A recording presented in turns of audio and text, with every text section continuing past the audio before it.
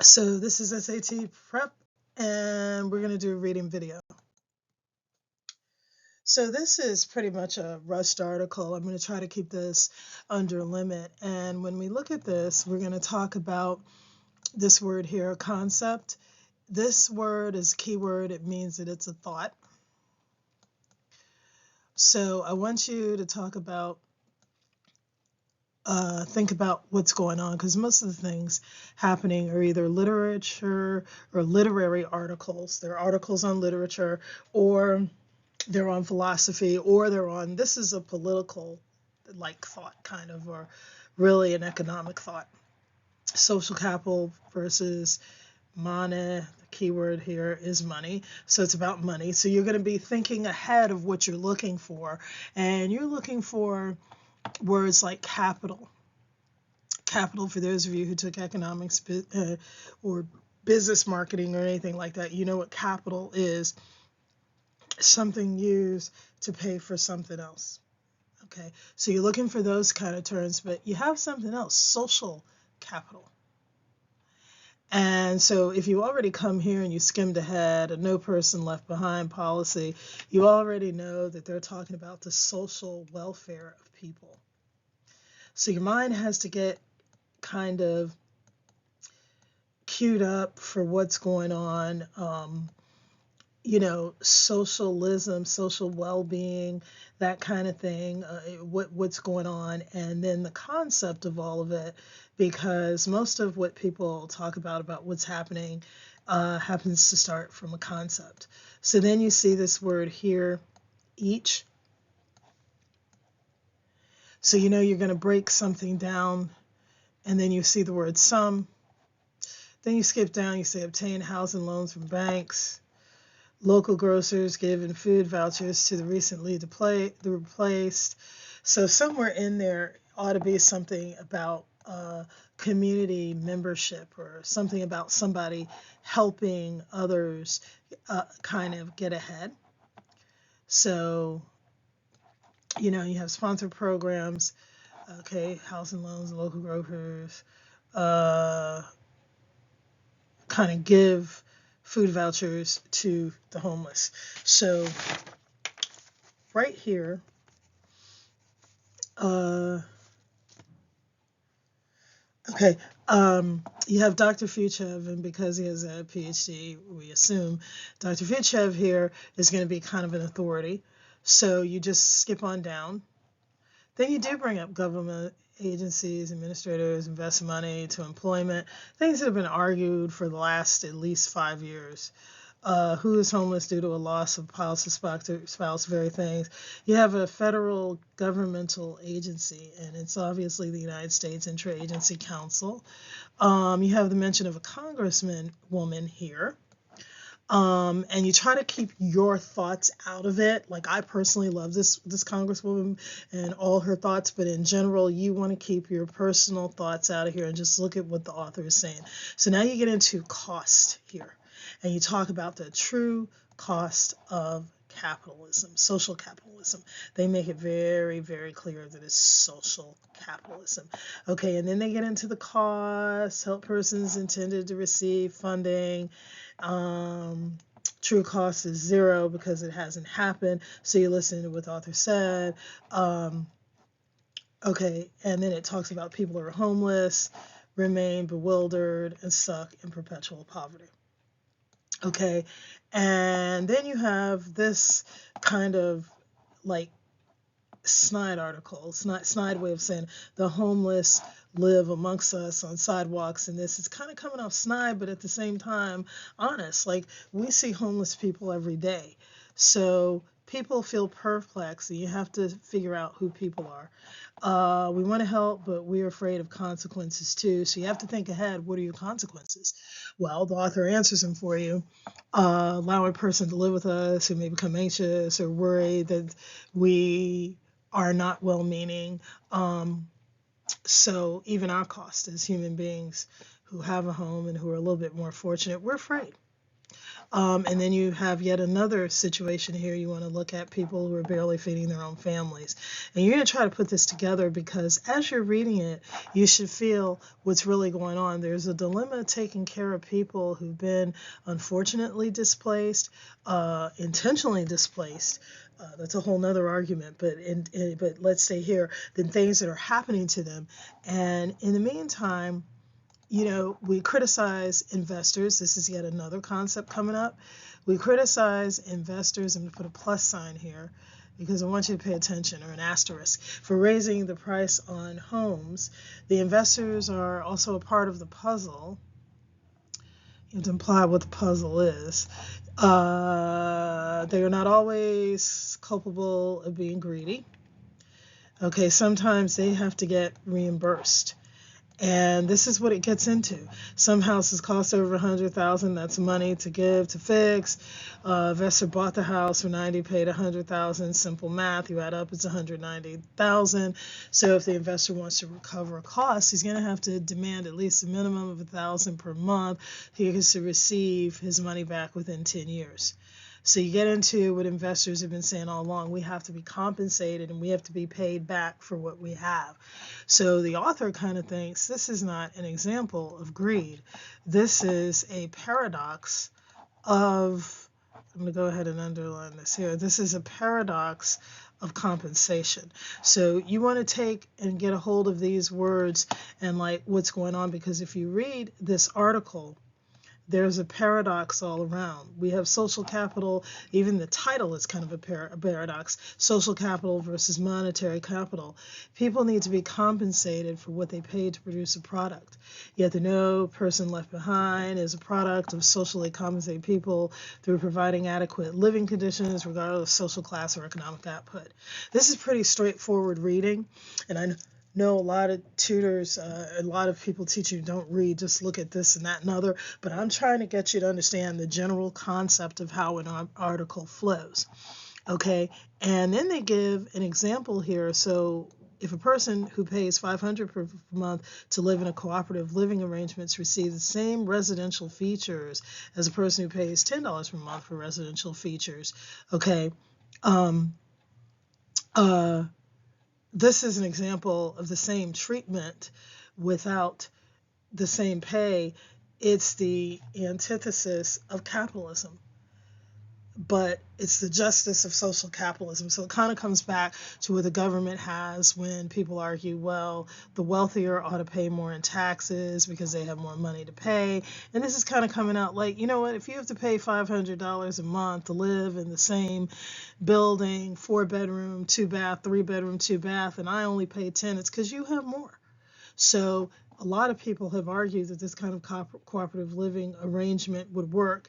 And while you're thinking about this, you go, yeah, it would, but hey, what if I get on, you start thinking about yourself, and you've seen people who had the money to put more than 500 down, then you're doing your share, and they're like, okay, but I want to buy a new pair of Nikes.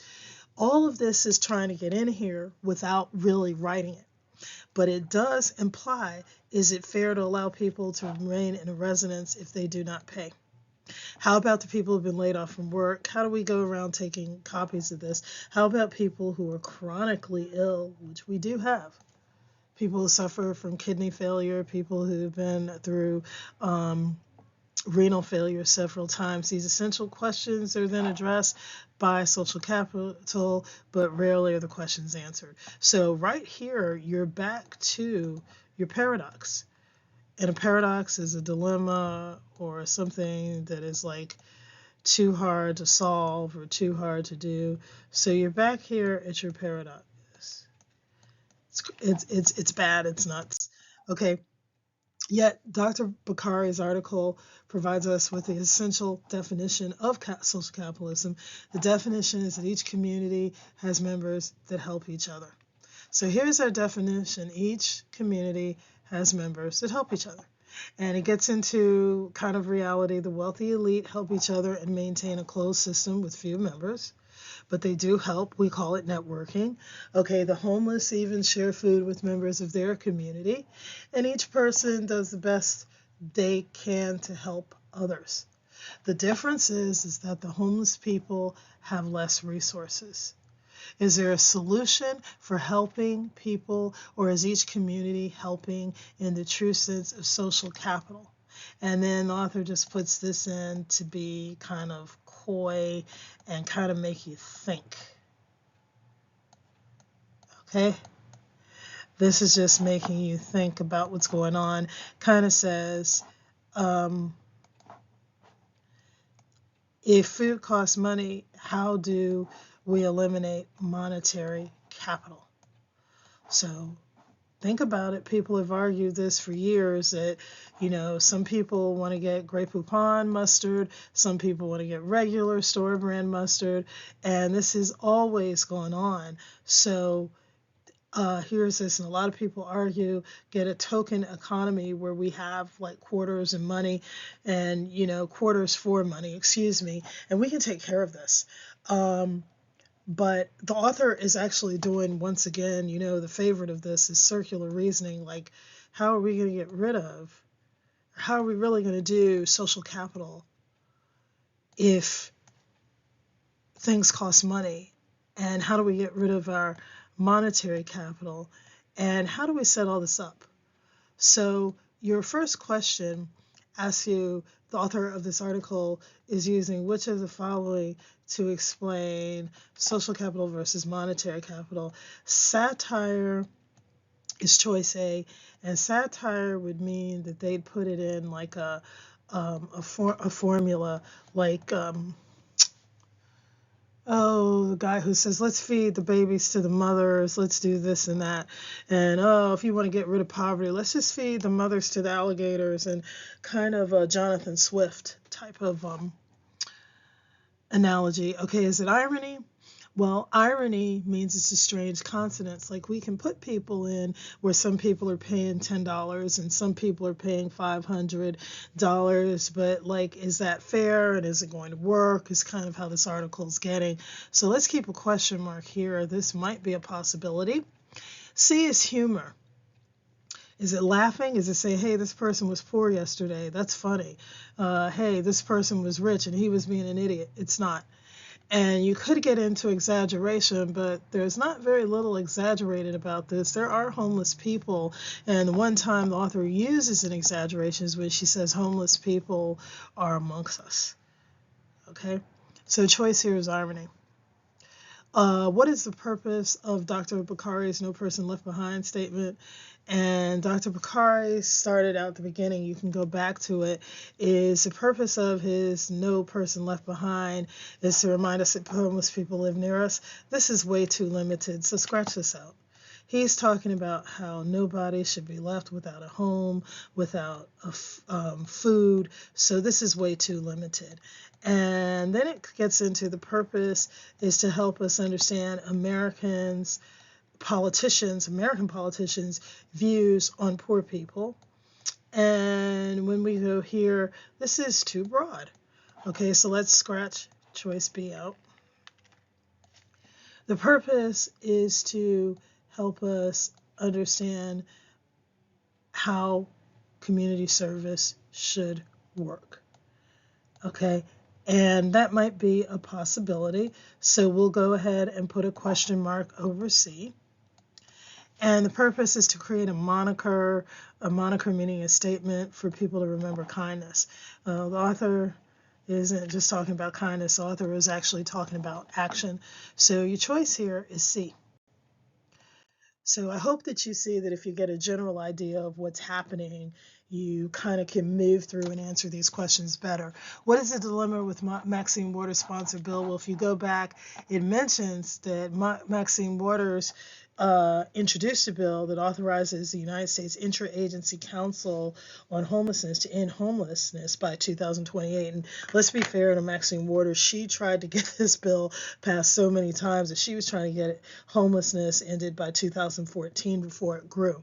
But the point is what the article says, and goes on to say the bill was passed in July of 2023. And while Congresswoman Waters has been diligent in her efforts to help unfortunate persons, poor persons, and the working poor, the current administration has not released the funding. So let's just look at what that straight out means.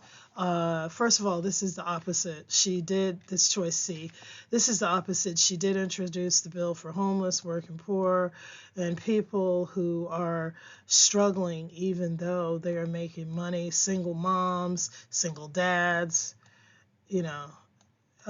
So this is opposite of what was said. Maxine Waters helped 12,000 more homeless people obtain houses. Well, she was trying to get more than this. She was trying to get like 30 million, or whatever the number was. It was some bad exaggeration. So again, this is the opposite. She was not able to help at all because the Congress didn't do it.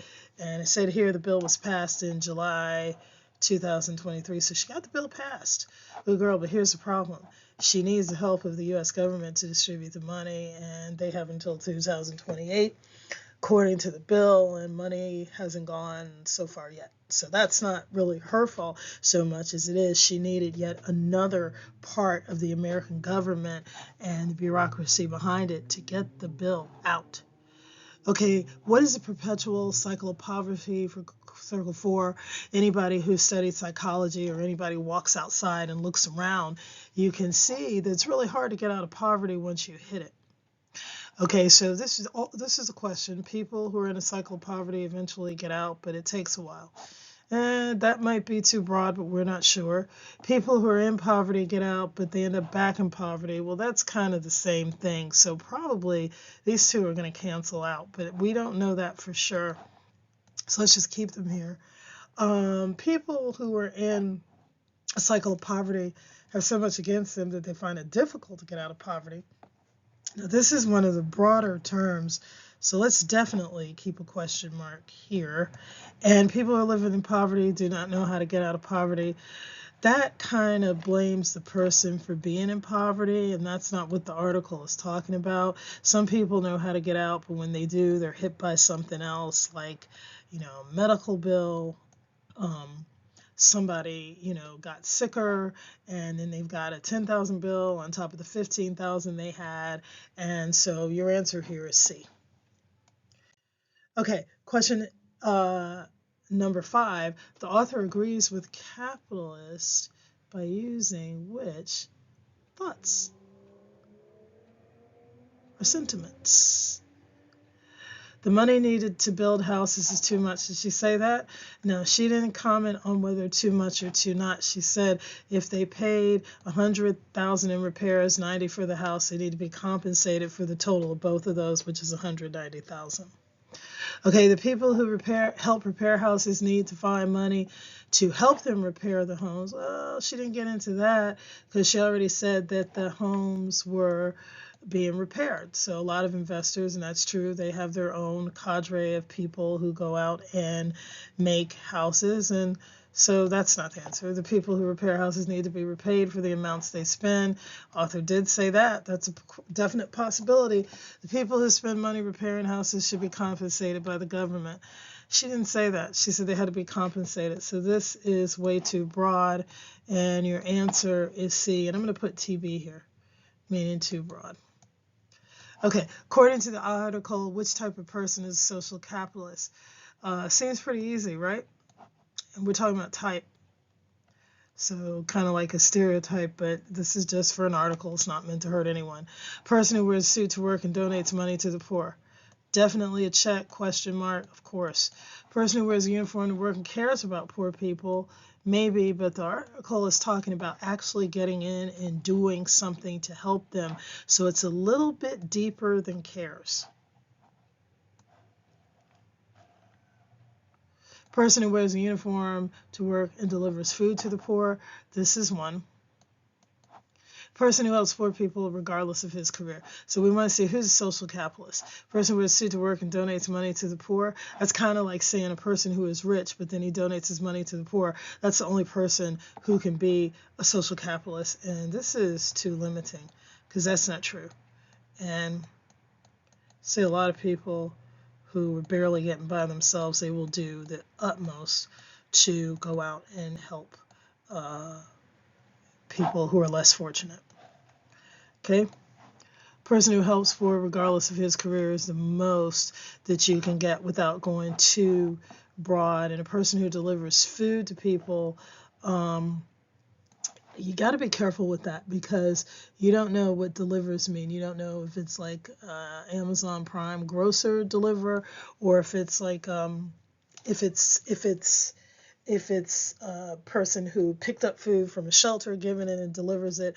This article is about the person who gets in and somehow sacrifices a little bit of himself to help the whole community and make it work. So question number 7 is our last question, but according to the article, which community does not exist in a social capitalist society? Hopefully this question should be straightforward to you. A society where rich people live and take care of each other. The author said that rich people live and take care of each other, and they're a closed community, but they at least have a network and they take care of each other. So that is social capitalism, where people are taking care of each other. It's not looking at class, it's looking at what happens. People are taking care of each other. Okay, the next article says a society where everyone is poor and they help each other. Okay, well, that could happen as long as we all helped each other. Kind of doesn't matter. A society where rich and poor live separately without helping each other. Okay, that's the exact opposite. Because this whole depends upon that you help each other. So the only other choice, and let's read it just for the fun of it, but it should have the correct answer.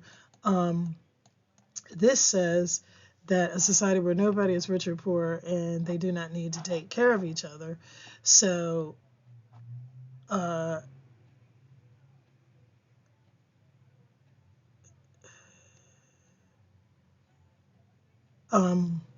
your best answer here